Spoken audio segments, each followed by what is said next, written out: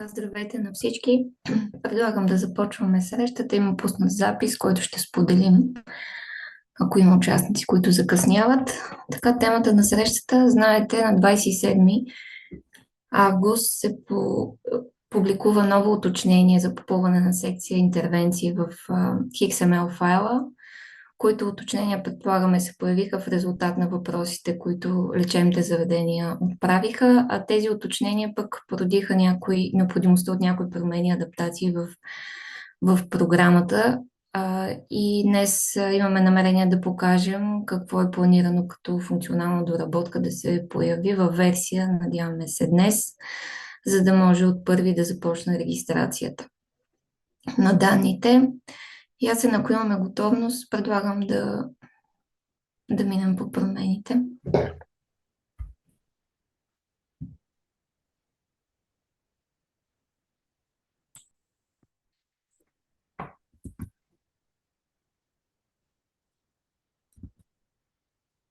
Така, здравейте от мен. Това е новото указание, което е прикачено на сайта на Каста, там където е схемата за изготвяне на ежедневните отчети. В същия архив са прикачили това допълнително указание, което, нали, както каза колежката Евгения, в резултат на зададените въпроси от вас. И тук, както виждате, са добавили още няколко неща. Единият въпрос е с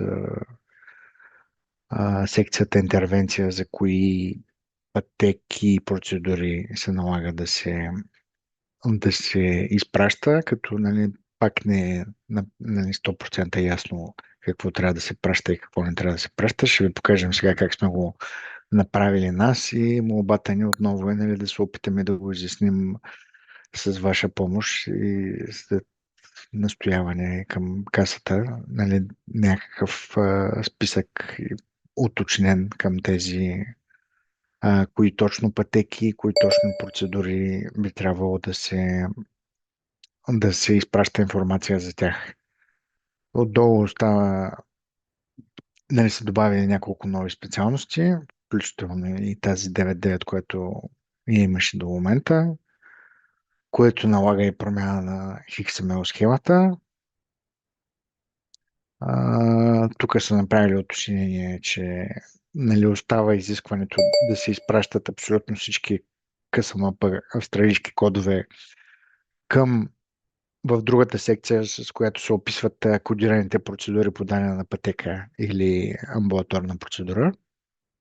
Нали, и като допълнително, нали, допълнителна секция има за оперативните интервенции.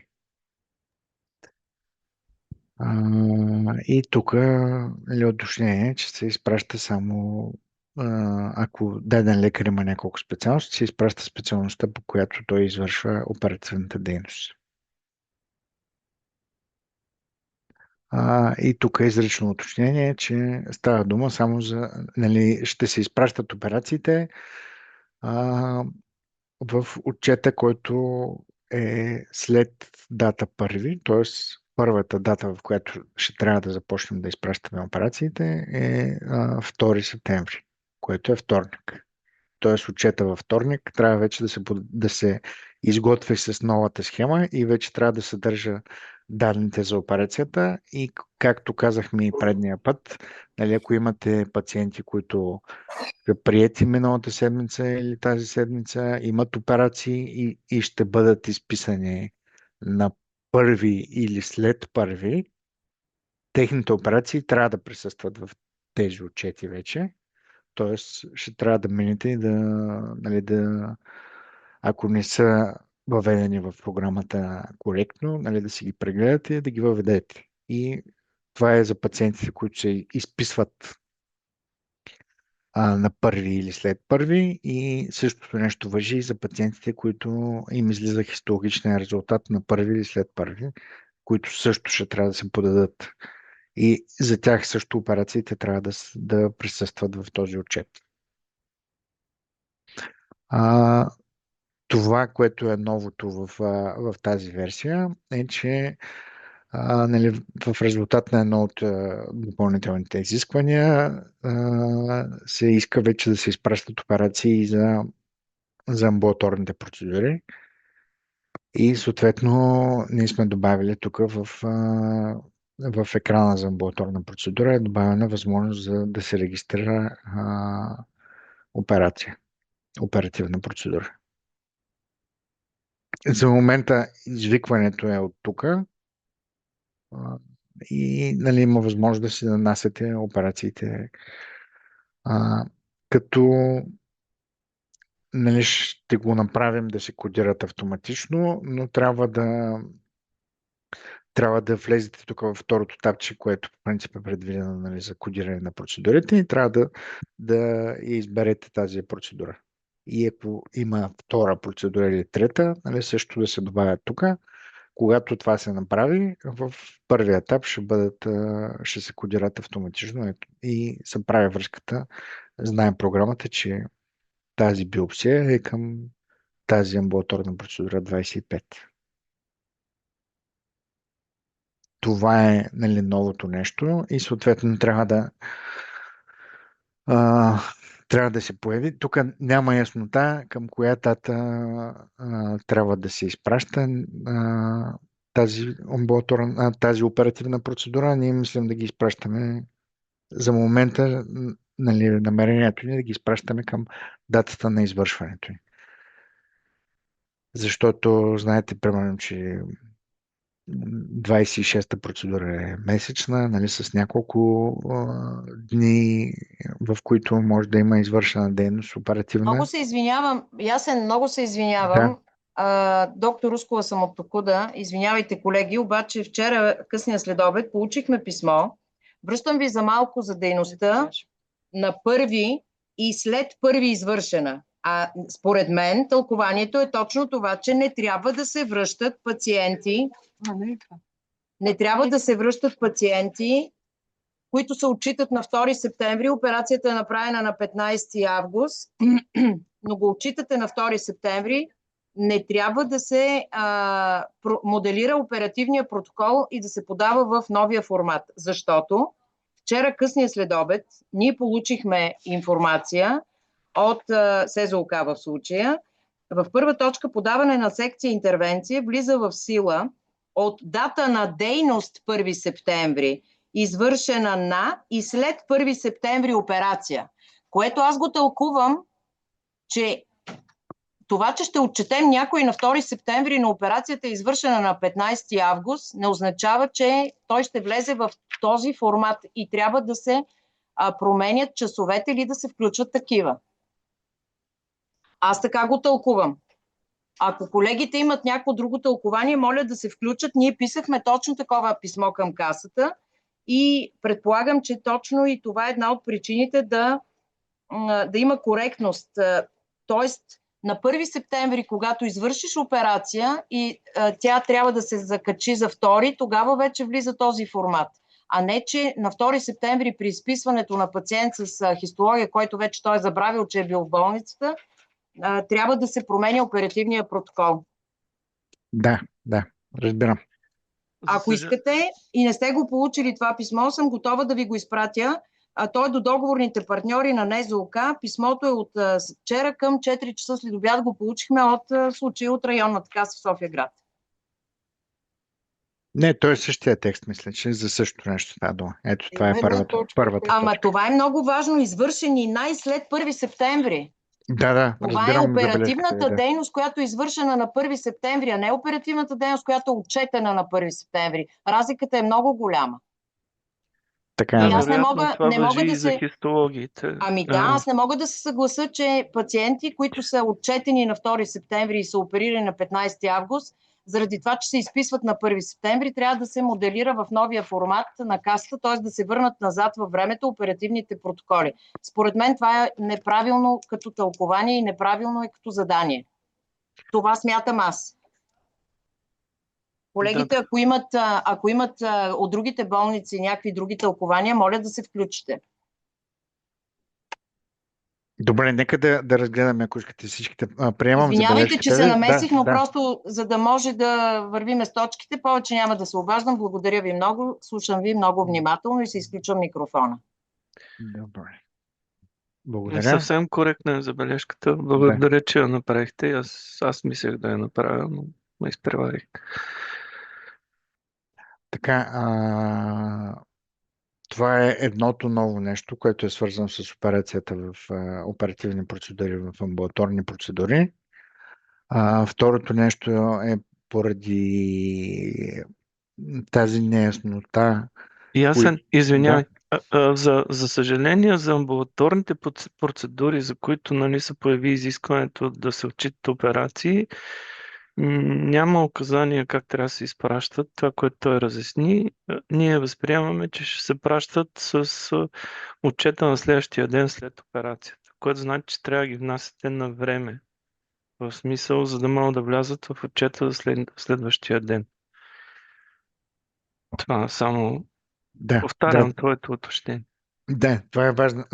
Нали, тук е забележката, защото примерно 26-та процедура може да протече един месец и се отчита при нормални обстоятелства, нали, като мине месеца, когато и трите дейности вече са били отбелязани. И чак накрая, нали, по принцип влиза в XML-а, но за операциите нашето намерение е да ги отчитаме в деня, в който е била направена, т.е. на следващия Не, ден. намерение е предположение, защото няма указания, но тъй като процедурите се отчитат, амбулаторните процедури, дейността се отчита всеки ден, нали, след като се изпълни, смятаме също да ги приложим и за тези. Да, така, това, което нали, за да може да дефинираме кои точно процедури да влязат в ежедневните отчети, сме направили ето тази опция.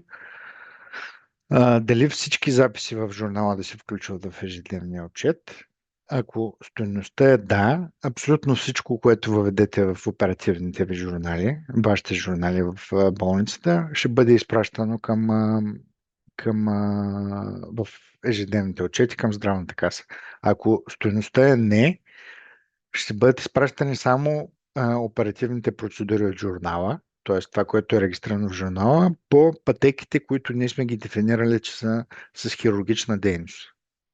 Т.е. ние сме направили един списък с пътеки, които смятаме, че са хирургични и само данните от тях, т.е. кодираните процедури и на кодираните операции от тях ще бъдат изпращани. Пътеки и процедури, нали така? Да. И още едно уточнение. Нали, в програмата, нали, журналите, които се водят, имат тип. Дали са хирургичен журнал или друг тип, нали, неоперативен журнал.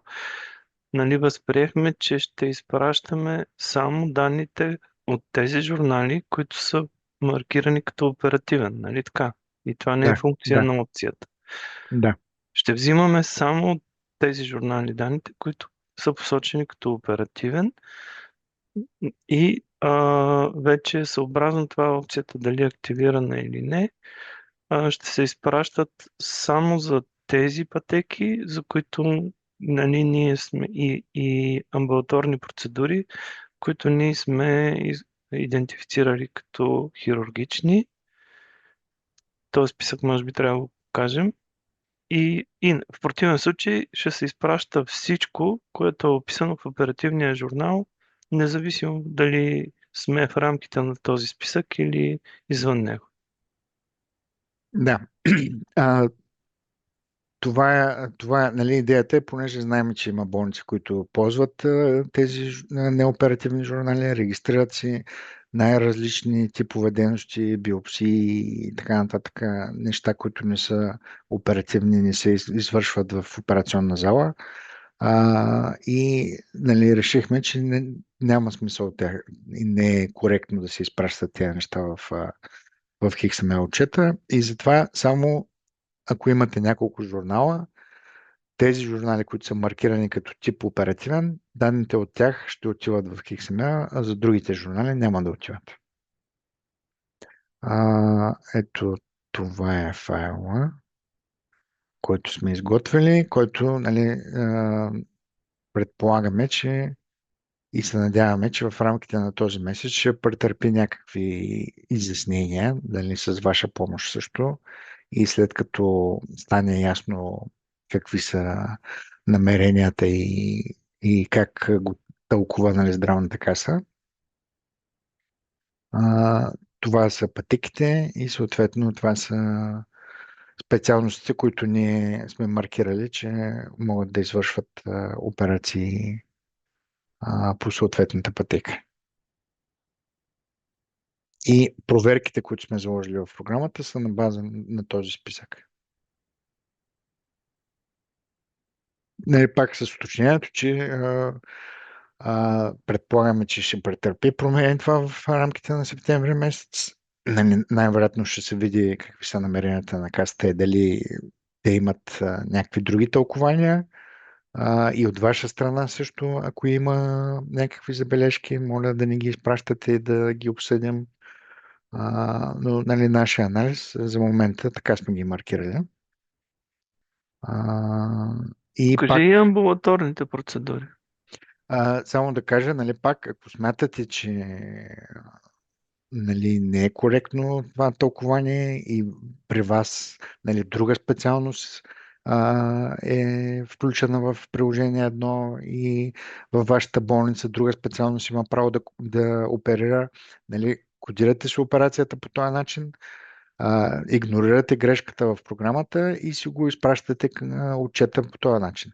Нали, няма да възпре програмата да го кодирате и да изготвяте отчета по този начин. Ето това са амбулаторните процедури, които за момента ние сме идентифицирали. Да, това сега се сещам за 44-та процедура. И по принцип тези процедури, които, нали, и очните, и 44-та е такава, те, нали, има възможност в момента в програмата да се работят като се приеме пациента в екран прием. И се третира като абсолютно нормално ИЗЕ, нали, което е по клинична пътека. И смятаме, че така ще е по-удачно да се работи и препоръчваме Знам, че повечето, нали, специално тая процедура 44-та, АПР 44, повечето болници работят точно по този начин, нали, приемат ги пациентките и си ги кодират през екран прием, но има някои лечебни заведения, които ги работят и в екран на амбулаторна процедура. Според нас е по-добре да се работи през този екран. Нали, автоматично може да се ползва функционалността за оперативен журнал към ИЗЕ. Нали, автоматично ще се кодират процедурите, проверките са нали, добре реализирани през и по-дълго време работят проверките по клиничните пътеки. И съответно нашето предложение е да работите през този екран.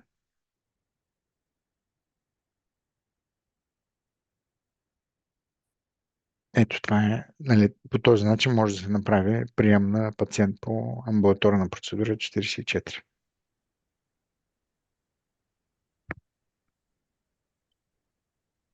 Така, и тук това сме включили за момента.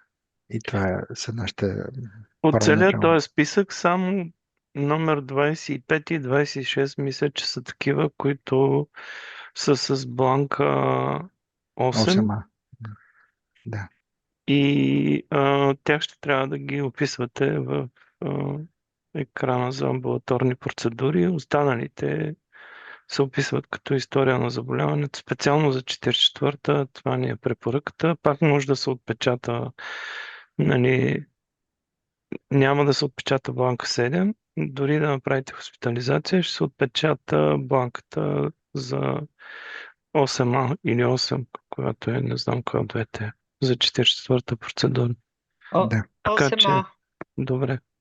Така че всичко може да свършите, приемайки в стационара. Така,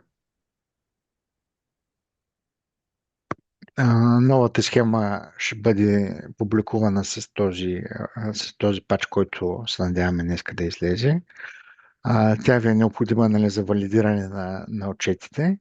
Аз нали, ще добавям там в списъка с файловите, но да имате предвид, нали, да си я разнесете и по работните места. Ако случайно някъде не е настроено автоматично да се апдейтват файловете. А, Другото нещо тук в ежедневните отчети, това го показахме се, че предния път, но нали, отново да го видите, има допълнително тапче, където се виждат оперативните процедури. Това са оператора и анестезиолога, които са в журнала, и това са процедурите, които са кодирани към съответната операция. Тук визуално показваме тази опция, която ви показах, новата. Дали всички операции се изпращат или само тези, които са от хирургичните пътеки и процедури. Тук нали, може да я видите, като си изготвяте отчета, новата глобална опция, каква е стойността. И тук съм извадил, нали, да ви покажа в XML. Ето това е новата секция. Само информативно, нали, да го видите какво представлява. Ето тази операция е с две процедури кодирани към нея и двата кода влизат в XML-а. Независимо дали са оперативни или неоперативни. И тук имам двама лекаря, които, нали, оператора е анестезиолога, и това е начало и край на операцията. Това е новата информация всъщност. Като, нали, процедурите си остават и в горната част, което е, нали, това е едното от точките на тяхното писмо. Това имаше въпроси, нали, няколко човека ми се обадиха, нали, за тази специалност 9.9, което е за специализантите. В номенклатурата, нали, знаете, че трябва да си попълните специалностите на лекарите. Тази специалност 9.9 е това означава без специалност, и ако случайно имате някой лекар, който няма специалност, при попълването, нали, на журнала ще му остане празно поленцето и ще го изпратим в XML със специалност 9.9. Тоест, ако имате страшно много специализанти и не успеете сега да си ги оправите, нали, не е проблем това. Нали, ако лекара няма специалност, ще го изпратим с специалност 9.9 в XML. Ако няма посочена специалност. Да, ако няма посочена специалност в номенклатурата. Но, нали, пак препоръчваме да минете и да си го огледате, защото, нали, това е същото нещо, друго нещо, което видяхме, че нали, не са тук не са сложени всичките специалности на лекарите, които са ви в приложение 1. Нали, има лекари с специалност 27 и 25. Нали, пътеката може да се работи само по специалност 25 хирургия, обаче в програмата се оказа, че лекар има специалност само 27 и те, нали, от край време се кодират с тази специалност, а втората специалност я нямаше, просто не беше отбелязана. И съответно ние даваме грешка, нали, при въвеждането на журнала, защото пътеката изисква специалност 25, а оператора няма специалност 25 в номенклатурата. И след това се оказа, че всъщност той лекар си има и двете специалности, но не бяха отбелязани. Това също го видях, нали, като проблем в тази седмица. И това е общо взето.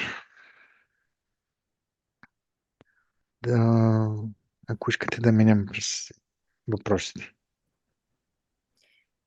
Добре, благодаря.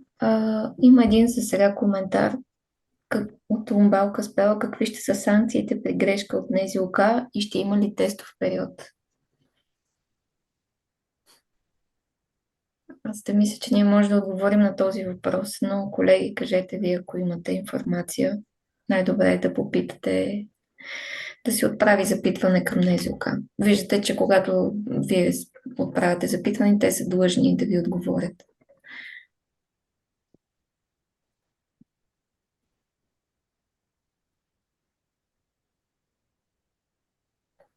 Ние аз нямам информация. Аз от неофициален разговор с дирекция болнична помощ изрично попитах дали ще имате фатална грешка, ако не е попълнена тази секция в хирургична пътека. И отговора беше, че поне в началото няма да има фатална грешка. Може би по-нататък ще въведат такава контрола. И че това може да се каже, че ще е нещо като тестови период. Но това е, пак ви казвам, неофициално в телефонен разговор. Лично за мен ме очудва и не знам кога биха се използвали тези нови кодове, които са публикувани с вчерашното уточнение, защото единствено горе-долу приемам, може би 103, когато се използва консултант, да речем, по време на операция. Не знам. Но това, че е на по-малък непълен работен ден или на граждански договор, не показва този човек с каква специалност е, има ли наистина право да работи в тази пътека. Плюс това той няма да е в приложение 1. Не знам къде се слагат тези лекари, които са с такъв статут. И това лично мен малко ме притеснява. Не знам кога биха се използвали, може би вие от вашата практика бихте казали. И другото, което не мога да го приема все още, е изпращането на данни за операция в амбулаторна процедура 25 и 26. Тъй като изрично в алгоритъма на двете процедури пише, че те се извършват в амбулатория. Даже на 26-та и името е такова, амбулаторни хирургични процедури. Какви операции, какъв оперативен екип, какъв анестезиолог, нямат ИЗЕ, За мен това е някакво безумие. И силно се надявам, че през този тестови период ще отпадне това изискване за 25-та и 26-та амбулаторна процедура. Но официално не са дефинирали тестови период, нали? Имайте го Това предвид. да, както и Да. официално нямаме списък на амбулаторните процедури. Всичко сме го Да. научили по някакъв неофициален път. Да. Което значи, че няма сигурност, че това е Да. списъка на касата. Да. И най-лошото е, че ако след ежедневния отчет не се получава някакво съобщение, предупреждение, или ние няма да сме наясно до края на месеца кой е списъка, който те ще контролират. Извинявам се, аз само искам да се включа. А този списък откъде дойде с процедурите, които ще влизат? Не процедури, а пътеки и Амбулаторните АПР. процедури. Амбулаторните процедури, точно за тях питам. За точно списъка, за който това. ни показах. Аз говорих с болнична дирекция, казаха ми първо едни 4 броя, след това ми писаха, че добавят ушната, очните и ортопедичните. Те са логични, защото се отчитат със седмица. Да, но специално за 25-та и 26-та. Опитах се да ги убеда, че това е абсолютно неприемливо да се пише оперативен протокол в тях, но по телефона не успях да ги убеда. И затова ви казвам, че ако примерно има някакви писма, възражения или да знам от болници, възможно е и да си променят мнението, а възможно е и да ни изненадат и вече да са го променили. Аз се надявам на това, защото им писах, че не може с бланка 8А и без ИЗ да изискват и извършвано в амбулатория да искат оперативен протокол, екип и така нататък. Да, защото най-малкото изискванията за документооборота по тези процедури не Да. изисква никъде предоперативни, Именно, предоперативни, анестезиологични, а Ще само видим. тези трябва да бъдат. Все пак според първите мен. 1-2 седмици, а може би и месеца, предполагам, че ще си бъде нещо като тестови период и ще видим какви контроли ще направят, дали ще се връща някаква грешка при изпращане на ежедневния отчет. Това ще го добре. видим в Тогава, крачка. Значи В болниците крачка. трябва да си изпратиме от всички болници да вземе да изпратиме по едно Именно. уточняващо да ни посочат в кои процедури искат да влизат. Именно. Специално за амбулаторни. Ако може и кои защото го пътеки. няма. Ако може и за кои пътеки. Аз пак се Пътеките в извинявам. Елян, Да, аз пак се хирургични, извинявам. Това е малко по-силно от мен. Вътрешното ми усещане за несправедливост от страна на Касата към партньорите. Това, с което ние се ангажираме обаче, е по принцип Касата е длъжна като договорен партньор с Лекарския съюз да стикова всякакви промени и указания, които праща към партньорите с БЛС. Поне аз не съм чула някой да е стиковал точно тази промяна в време на нищото, т.е. от 1 септември, да е стиковал с БЛС и затова ви предлагам, когато се пишат писмата, освен до НЗОК, да се пише и до Лекарския съюз, защото аз мисля, че те в един момент не знаят ние на какъв тормоз сме подложени от страна на партньора си. Така. Защото доскоро указанията бяха винаги стиковани с Лекарския съюз или голяма част от тях. В момента не виждам подписа на председателя на Лекарския съюз, а това не е за подценяване, защото той е неразделна част от НРД. Да. Дори промяната в XML вчера пак не е съгласно НРД. Изобщо не е съгласувана с НРД, а по повод на кодовете на специалистите, аз мисля, че ние имаме пълно право, съгласно НРД, член 295 и член 365, ако правилно си спомням, че участието на лекар-консултант, който трябва да е само в една болница, което пак е нонсенс, не е основание за незаплащане. Но ако аз го тълкувам само като участник, а не като човек, който е лицето на пътеката, защото тогава влизаме вече наистина в фатални грешки на отчетите, понеже не фигурира в приложение 1.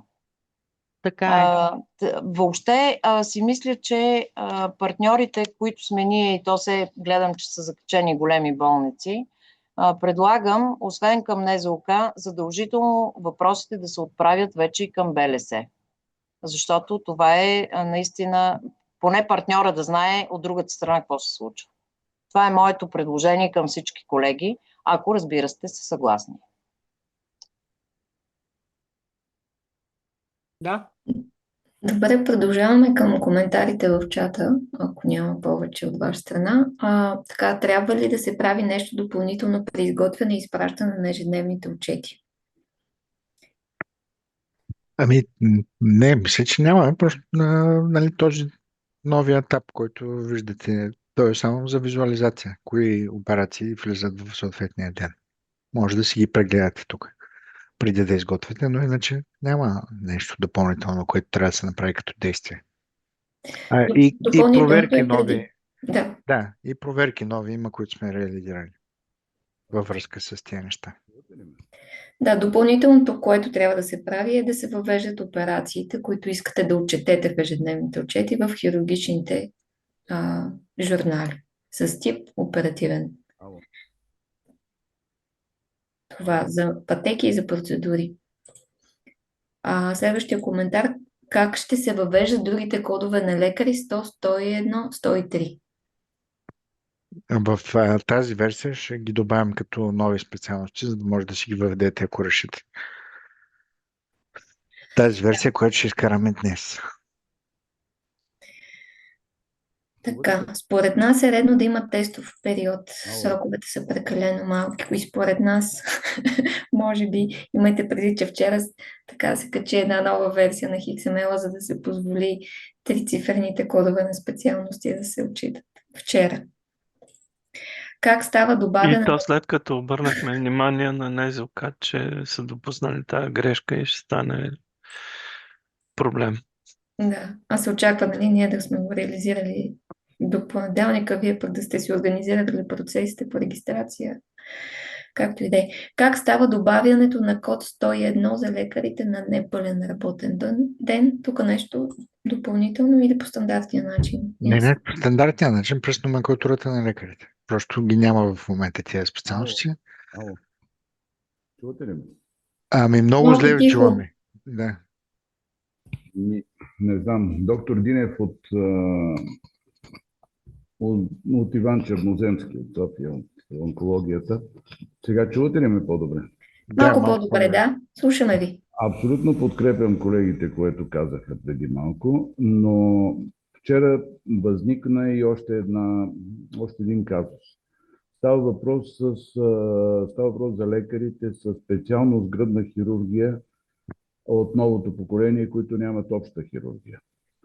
И изведнъж се оказва, че в пазащото меню те не могат да бъдат отбелязани, освен като лекар без специалност, а те са включени в приложение 2, извършват операции върху гърда. Говорим за клинична пътека 193-194. Знаете, че в болницата има специализирано отделение по хирургия на гърда. Договорът е сключен и изведнъж се оказва, че те са само двама за сега. По-възрастните лекари имаме специалност обща хирургия. Аз самия съм заместник директор по медицинската част, но съм хирург и се оказва, че тези колеги защо са изключени от дейността при положение, че е сключен договор с болницата и те са вътре в приложението. Защото този списък, доктор Динев, на пътека специалност е правен съобразно алгоритъма на 193-та, 194-та, както и АПР 44, което е пак гърда. За мен лично като лекар това е много несправедливо, защото първото асоциация, която като каже операция на гърда, е гръдна хирургия. Абсолютно. И за мен беше много странно, защо ги няма. Затова просто ви казвам, че сме се съобразявали с посоченото в алгоритъма. Значи това трябва да се коригира на всяка цена, тъй като противоречи на договорите, които сме сключили с касата, но най-вероятно наистина пак не е уведомен Лекарския съюз, няма колаборация с БЛС и оттам почват такива. Вие сте в правото си, след като си ви казали направете го по клинични пътеки и вие го правите. Вижте, то е предупреждение, то не е грешка, просто е предупреждение. Той не може да влезе като оператор. Може. Аз мисля, че може, нали Ясен? Не може. Ясен, може ли? Това искам да покажа сега. Я да видя. Нали нямам представа. В протокола. В оперативния протокол. 193-та ли беше? Да. 193-та, 194-та. А какво споменахте, доктор Динев, за новите лекари с гръдна? Има ли някакво указание, въпроса ми? Не, няма. Примерно в наредба 1 за специалностите, че лекарите с специалност гръдна хирургия могат да работят и обща хирургия. Има ли някакво такова? Това е и в стандарта по гръдна хирургия и в указанието. Те си работят не обща хирургия, но хирургия на гърда е вътре в стандарта. По гръдна хирургия? Да, разбира се. Ами добре, не е ли по-правилно? Сега предстоят преговори за новото НРД.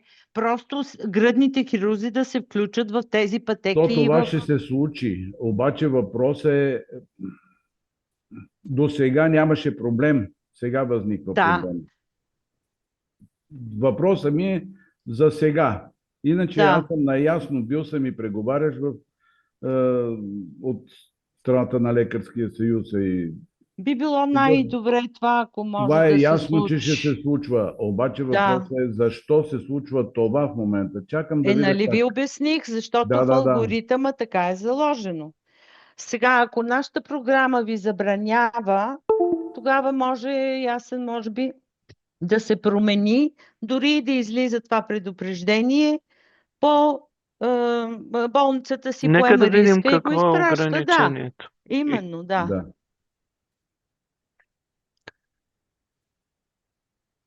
Ето, това е едното предупреждение, че оператора не е в списъка на лекарите, който изпълнява тази конкретна клинична пътека.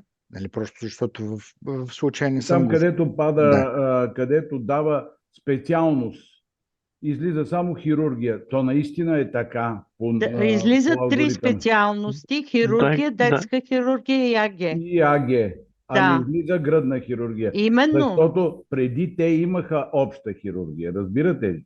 Но от 10 години те взимат Я. специалност самостоятелно, без обща хирургия. Гръдна хирургия беше сателитна специалност на General Surgery. Къде не пада? Аз така и къде не пада в специалността? Ето тук вдясно, Деян, вдясно Хирургия, на ето сега го отвори средата, току-що. 193 пътека, хирург- където пише Да, 01, 25 и 50. Да. Да. А могат ли да я напишат на ръка или не? Ето, това правим в момента.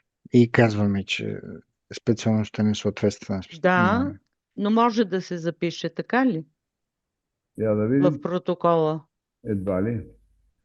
И това е предиспозиция за отпадане на клиничната пътека след това. Кое? Еми като го Ето. запиша. Така. Ето, записаха се специалност 27 за този лекар. Този лекар има двете специалности, 25 и Ако той 27. има двете специалности, то ще го приеме. Но когато има само 27, няма да го приеме. И е Само 25. предиспозиция касата да каже, не става този номер. Я се направи някой, който няма 25. Намерете доктора Албаяти. Ето, този е само с 27. Да, да видим какво ще стане. Няма, просто му предупреждава. Ето. Не, Добре. програмата не би трябвало да ви спре. Няма да... Айде сега, дай нататък. И продължава. Това пак е Това с предупреждение. предупреждения само. Да, Добре, и освен, нали, това ако си го добавите в номенклатура, Потърсете вече е доктор изпълнител. Ангелов, например. Ако го Нека да отвориш- стигнем до края. Първо да видите, че може да отиде в протокола. Ето. В записа в журнала. Сега говорим за записа в журнала. Да. Да. Добре, Ето това. де. Окей, записваме го в журнала. Но те са и водачи на пътеки. Какво правим там? Няма проблем, отбелязвате. Той в момента най-вероятно ви е отбелязан вече, че, Да, отбелязан. че може да лекуваш лекар по Не, тази пътека. това нещо да не... В Като списъка, който сте дали, извинявайте, към касата, Приложение когато 2 сте сключвали фигурира, договор, разбира се. Фигурира. срещу този И е човек, одобрен. който има гръдна хирургия, посочена ли е пътека 193,4? Да. Те иначе няма как да ги работят. Те явно ги имат. Защото видях на друга болница, която твърдеше, Знам, че го има, но го няма. Знам, че някъде някои колеги Само не в са гръдна посочени. хирургия нямаше 193-та, посочена в касата при включване Да, на да, договор. Има Така такива че случаи. тук не знам къде При е нас имаме истината, всички. честно да ви кажа. Добре, за момента, нали, видяхме, че имате Разбрах. възможност да се го Има вкарате. Да, вариант да се вкарва. да, просто с предупреждение, ако излезе някакво допълнително указание в рамките на септември и кажат, нали, добавяме тая специалност, ние също ще я добавим и няма да ви дава вече и предупреждение. Добре. Добре, окей. Благодаря. Минавам към следващите коментари. Ще може ли да дадете достъп до споделените в Dropbox указания, понеже нито могат да се теглят, нито могат да се принтират? Такава е политиката, могат да се четат и да се виждат през браузър, който ползвате. Ако не ви върши работа, се свържете допълнително с нас. Необходимо ли е попълването на оперативен журнал за КП 19.1 и 19.2? Не, това е интервенционална пътека. В уточнението вчера на касата изрично пише с изключение на интервенционални инвазивни процедури.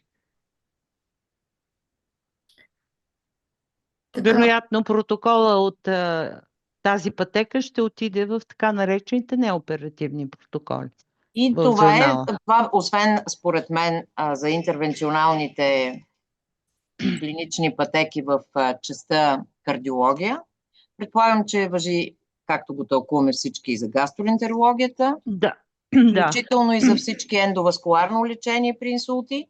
Така че да, поне това съобразиха да, колегите, когато сме им писали след миналата седмица да, обучение. И това, слава Богу, че го приеха да. за нормално. Благодаря ви. Следващия въпрос, който не сме повдигали, по клинична пътека 5.1 нормално раждане, трябва ли да има оперативен протокол? Не. Защото раждането се провежда в родилна зала, не в операционна зала. Не се пише оперативен протокол, поне не съм чула аз дали някоя болница. Възможно е някой да пише оперативен протокол. Наистина има някакви малки хирургични процедури от рода на епизиотомия и така нататък, но те са за тях не се изисква, според мен, не съм хирург, оперативен протокол. Освен това, изрично съм питала за тази пътека, дали трябва, и отговорът беше само 5.2 секциото, че ще се изпраща данни в новата секция. Следващия въпрос е да добавим към системния шаблон оператор 2 и за част 8 процедури. Това ще го копираме и ще го коментираме вътрешно. Ако освен колегите, Милен, не знаеш и не можеш веднага да говориш, но ще го проверим.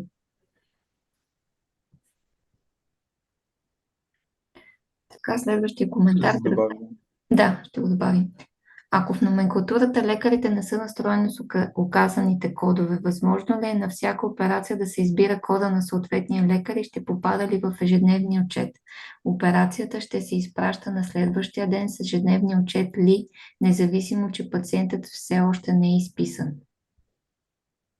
Това изпраща се в момента, в който го изпишете. Нали, това го уточнихме още предния път. За клиничните пътеки, Да. а за амбулаторните процедури на следващия ден. 25 и 26. Или ако пък 44 я направите като апара, което не го препоръчвам. По отношение на специалността, ако не сте ги въвели по някаква причина, не мога да си представя защо не го, нали, смисъл, направете го. Това е еднократно нещо, нали, да си ги нанесете специалностите в номенклатурата. Тук няма да ви падне, не мога да я нанесете. Трябва да ги вкарате. В смисъл, приемливо е да нямате попълнена специалност в номенклатурата, само за специализантите. Тогава ние служебно ще ви поставим код 99. Ако не, за останалите лекари трябва да ги попълните специалностите. Да, и моята препоръка е да си поддържате номенклатурите актуални, все пак потребителите да се доверяват на съобщенията, иначе ако ги научите да игнорират, наистина някоя фатална грешка ще я пропуснат. Това не е добра практика. Да, посочването на коя да е специалност на ръка е голям риск от грешка. Затова е направено така. Код 99 без специалност. В текущата версия при нас няма такава опция. Всички лекари без специалност им закачаме лекар, което е 0,0, мисля. Значи, ако няма в номенклатурата, което наистина може би е възможно, да има такава база. Ако няма този код, ако го няма, трябва да го погледнем, може би да го добавим допълнително, но пак казвам, ако няма специалност този лекар, ще ви влезе автоматично, нали, код 99 при формирането на XML.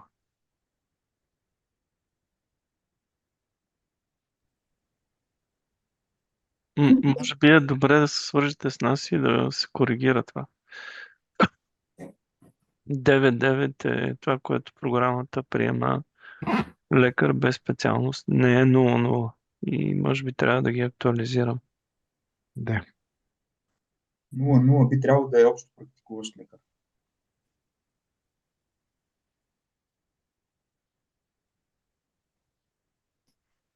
Добре, следващия въпрос. Кой код трябва да сложим на оператора? Този, който посочва специалността му или статута му за непълен работен ден по договор? Това няма кой да ни каже.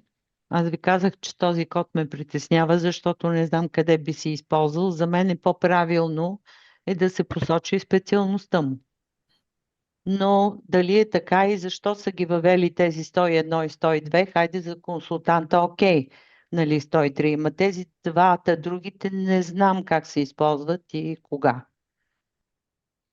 Тук само да уточня, ако това мисля, че не съм го споменал, ако лекаря има две специалности, ние по подразбиране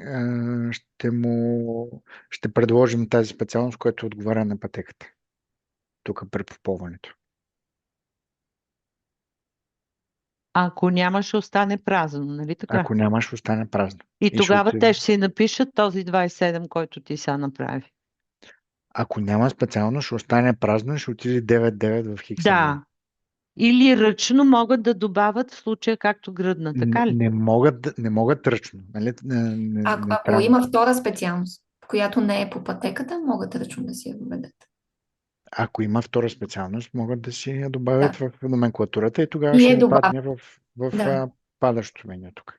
Да. Тоест, ако има само гръдна, без нищо друго и иска да работи в 193-та, Ще е този случай, който разгледахме сега. в именно случая. аз точно това да, ти казвам и не знам защо каза не, затова не разбрах. Добре.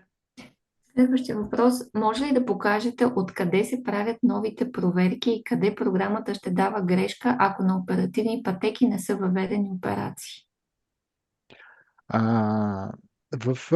Там, където са всички проверки до момента, в проверките на клинични пътеки. Ето тук в това бутонче. Ако кодирате оперативна пътека и по някаква причина не сте добавили, нали, това е едната нова грешка.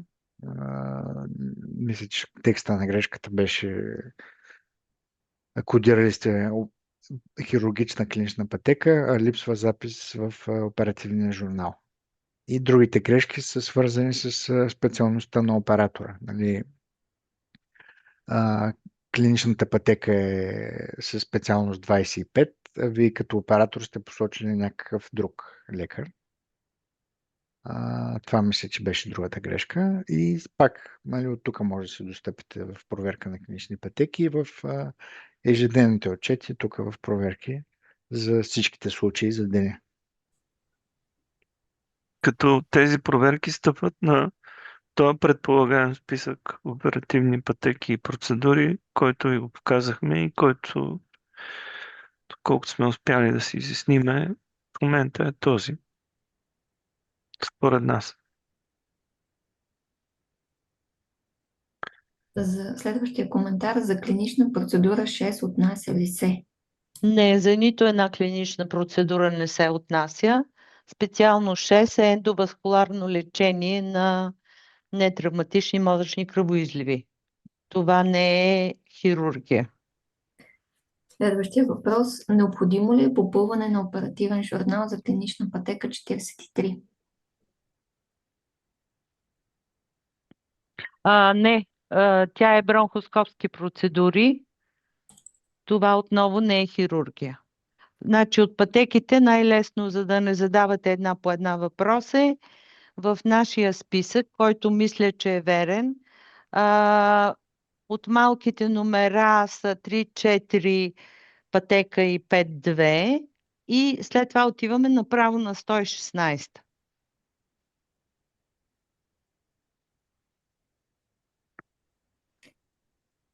Последният коментар за сега е най-вероятно иска да проследят колко доктори на граждански работят и дали е на повече от едно място и къде.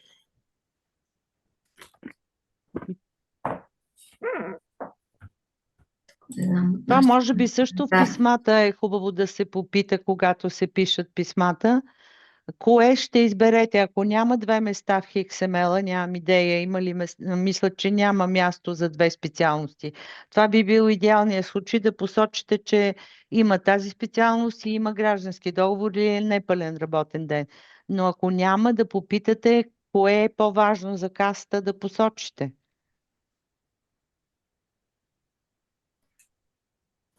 Така, има следващ въпрос. За АПР 26 трябва ли да има оперативен протокол?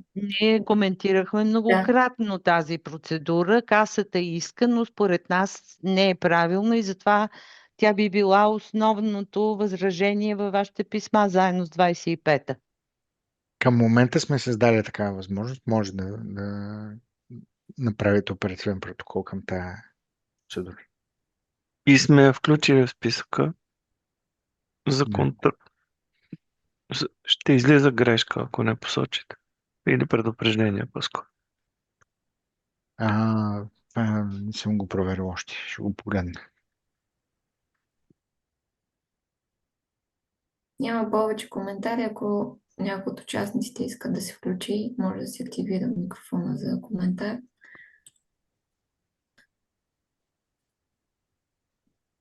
Ако не, ще вървим към приключване. Аз искам да помоля само, так не сме, лично аз не съм наясно, като почнете да качвате отчети на втори, дали ще се получава обратна информация, някакво предупреждение, че примерно тази пътека изисква да бъдат изпратени данни в новата секция, а пък не са подадени такива. Защото фатална грешка явно няма да бъде. Въпросът е, че не знам дали някаква обратна информация ще получавате. Ако получавате такава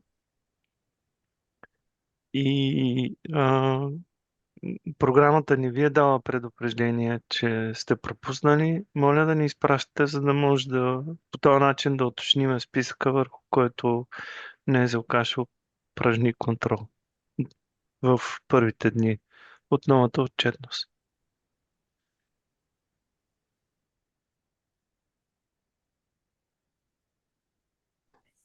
Появи се още един коментар за тези менюта за избор на първа и втора специалност на лекар в прозореца за настройка на лекарите в някоя следваща версия ли ще се появи, защото до момента е възможно само допълнителен таб едно специалност.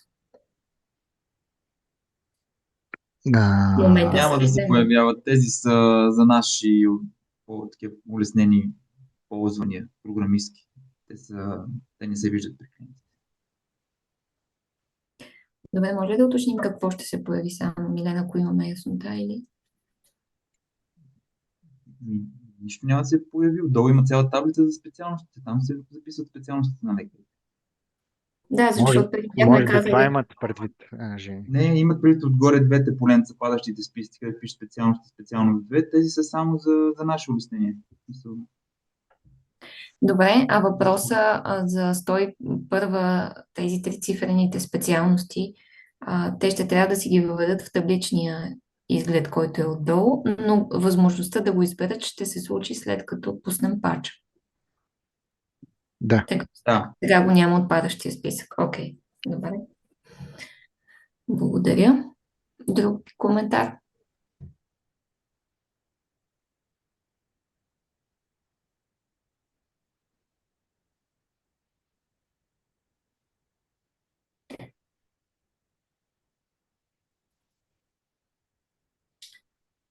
Лек ден на всички. Благодаря за участието. Ако имаме нова информация, ще пишем и ще се чуваме. Спираме срещата. Хубав ден.